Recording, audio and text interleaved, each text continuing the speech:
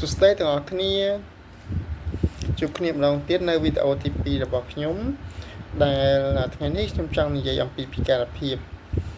ដើម្បីផ្សារភ្ជាប់ជាមួយនឹងវីដេអូម្សិលមិញរបស់ខ្ញុំដែលខ្ញុំនិយាយអំពីបរិយាបន្នមុននឹងចាប់ផ្ដើមពិភាក្សាក៏ដូចជាស្វែងយល់អំពីពិការភាពជាដំបូងខ្ញុំចង់ឲ្យបងប្អូនបានដឹងអំពីចំនួនជនមានពិការភាពទូទាំងពិភពលោកក៏ដូចជានៅក្នុងប្រទេសកម្ពុជា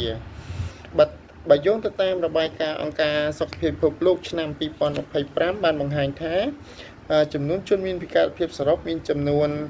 1.3 ប៊ីលាននាក់វាស្មើនឹង 16% នៃប្រជាជនសរុបទូទាំងពិភពលោកដែលនៅក្នុងប្រទេសកម្ពុជាចំនួនជនមានពិការភាពមានចំនួន 689,532 នាក់វាស្មើនឹង 4.9% នៃប្រជាជនកម្ពុជាសរុបនេះបើយោងទៅតាមផែនការយុទ្ធសាស្ត្រជាតិស្តីពីពិការភាពឆ្នាំ2024ដល់ឆ្នាំ2028